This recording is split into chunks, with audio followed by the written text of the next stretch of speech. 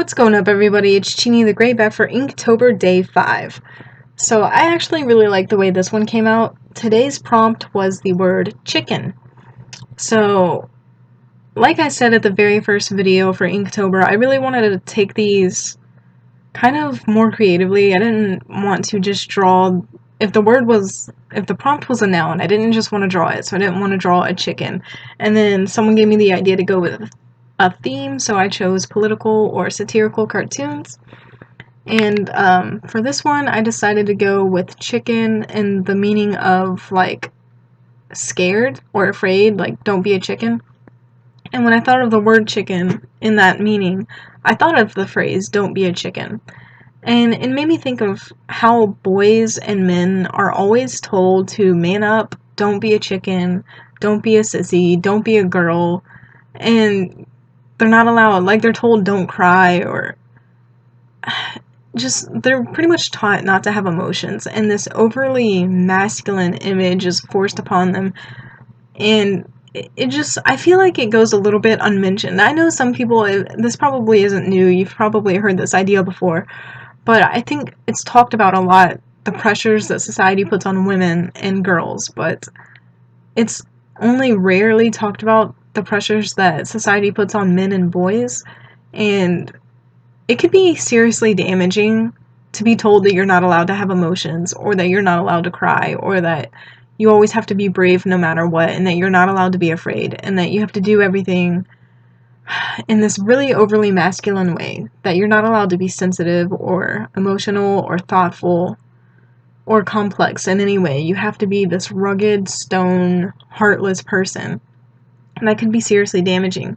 So in this drawing that you see me doing here, I wanted to take that and kind of exaggerate that and show what these phrases could do to men and boys, like how it can really disrupt their mental thoughts and what it can do to them mentally.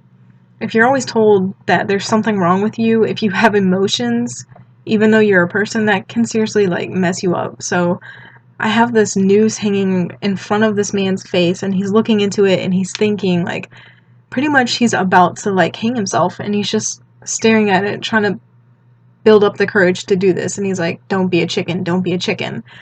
And that phrase, chicken, all the people that have told him all these years, don't be a chicken, don't be a chicken, it's coming back up, and now, like, look what that phrase is about to do to him, you know what I mean? So,